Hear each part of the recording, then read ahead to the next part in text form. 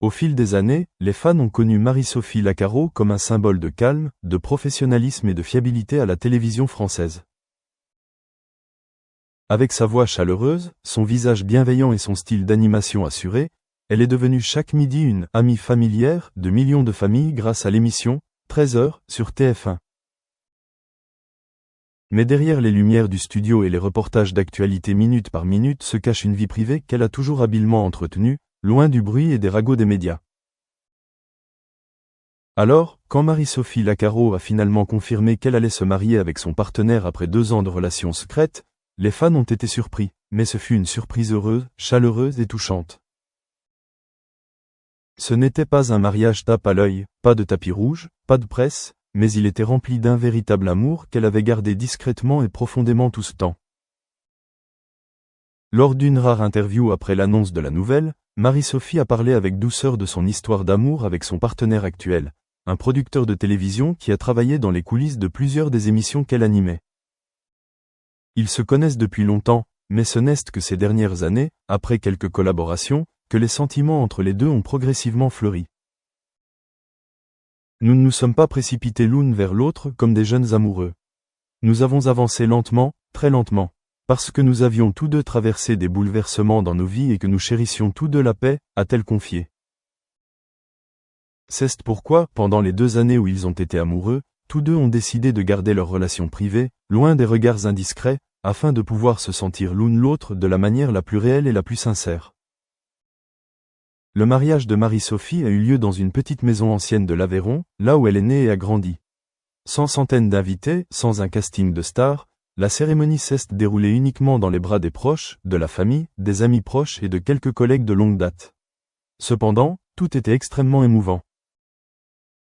Marie-Sophie portait une robe blanche simple conçue par sa sœur, sans franges, sans fioritures, mais élégante et fidèle à son style réservé et élégant. Le mari, un homme calme, drôle et sympathique, s'est étranglé en prononçant ces vœux. Je t'aime non pas parce que tu es une star de la télé, mais parce que tu es la seule qui me fait me sentir en paix au milieu de tout ce bruit.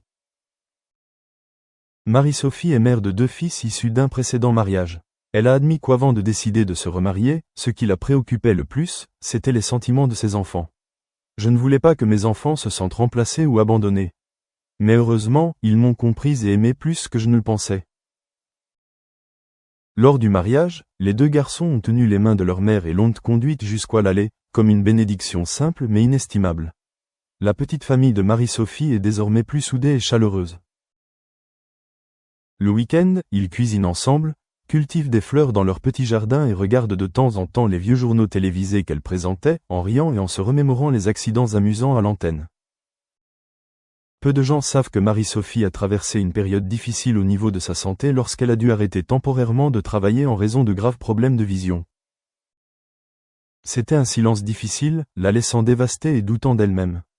Mais c'est son partenaire actuel qui a été son plus grand soutien spirituel, l'aidant à retrouver la foi et la force de retourner au travail, où elle avait toujours eu le sentiment de pouvoir vivre pleinement sa passion. Je n'ai pas besoin de quelqu'un qui me promette de me protéger toute ma vie. J'ai juste besoin de quelqu'un qui me soutienne dans mes moments les plus faibles et qui ne m'abandonne jamais. Et c'est ce qu'il a fait, a déclaré Marie-Sophie avec émotion. Le soutien public, quand le privé peut aussi être inspirant. Après la confirmation de la nouvelle du mariage, des milliers de messages de félicitations lui ont été envoyés via les réseaux sociaux. Les fans ont non seulement partagé leur joie, mais ont également exprimé leur admiration pour la façon dont Marie-Sophie a protégé sa vie privée, choisissant le bonheur de manière courageuse mais discrète. Un commentaire marquant disait « Elle est la preuve que les femmes n'ont pas besoin d'afficher leur amour pour prouver leur bonheur.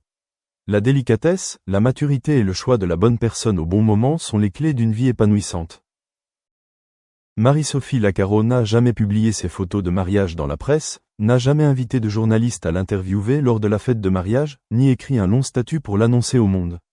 Elle a simplement dit « Je suis mariée et très heureuse ».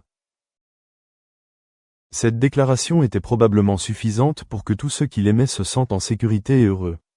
Après des années de vie sous la pression du travail, avec des problèmes de santé et des changements dans sa vie personnelle, Marie-Sophie a maintenant trouvé un endroit paisible pour elle-même, où il n'y a pas besoin de célébrité, pas besoin de gloire, juste avoir l'une l'autre suffit. Bien qu'il n'y ait pas eu de cérémonie de mariage somptueuse ni de couverture médiatique, la nouvelle du mariage simple et intime de Marie-Sophie Lacaro s'est rapidement répandue à la télévision et dans la presse française comme une brise fraîche. Non pas parce qu'il se démarque ou attire l'attention, mais parce qu'il possède une beauté rare, la paix, l'intimité et la sincérité, quelque chose que tout le monde dans le monde public ne peut pas préserver. Anne-Claire Coudray, une proche collègue, a partagé avec émotion. J'ai toujours admiré. ¿Qué quiere decir eso? Que si tú vas a dar un curso y lo que tú estás dando en clases, el estudiante lo puede conseguir en YouTube, óigame, estás perdiendo el tiempo. Lo mismo las instituciones.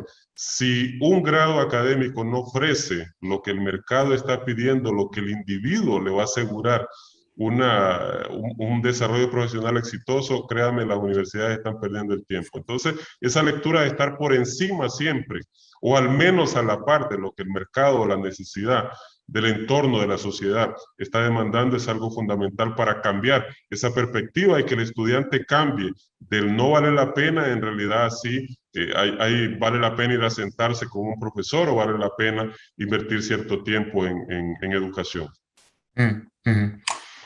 Patricia, muy rápido y luego le doy la palabra a Cristian, que siendo el cursera tendrá una respuesta a esto. Patricia. Sí, bueno, siguiendo lo que decía Wilmer, definitivamente no podemos trasladar el aula tradicional a la pantalla. O sea, si vamos a desarrollar un curso online, no podemos hacer lo mismo que hacemos frente a los estudiantes o pensar en una actividad pasiva de enseñanza.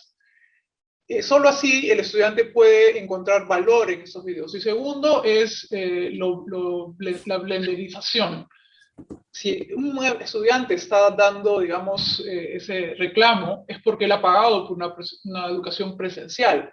Pero bueno, sí pueden ser complementarias. Es más, pueden nutrirse unos a otras y generar más valor que el que tendría una educación totalmente presencial. Y es ahí la clave. ¿Cómo es que nosotros, como diseñadores, como pedagogos, como profesores, logramos utilizar de lo mejor de ambas plataformas, de lo virtual y de lo presencial? Cristian, ¿quieres añadir algo? Sí, pues complementando lo que dice Patricia, y creo que es la gran área de mejora de las secciones educativas, es que no le hacen marketing a lo que venden. O sea, al final del camino, yo como profesor, yo llevo como docente 23 años. Si yo soy un profesor de finanzas y le vendo a mi estudiante que el contenido que está complementado en mi materia viene de la mejor universidad de negocios y está creado por el mejor profesor en la tierra de esa área en específico, tiene mucho más valor que pagar una colegiatura. Entonces, a veces el mensaje es un video, no, ¿qué hay detrás del video? ¿Quién lo produjo? ¿Qué valor me representa profesionalmente? ¿Cómo hago para que eso represente un valor de retorno de inversión? Ahí es donde hay una clave puntual que no están aprovechando las universidades. Voy a combinar las dos últimas preguntas en una y les voy a pedir a los 6 que hagan una respuesta rápida y luego vamos a algunas preguntas que tiene la audiencia, ¿vale? Entonces, las dos últimas preguntas serán: ¿cómo puede América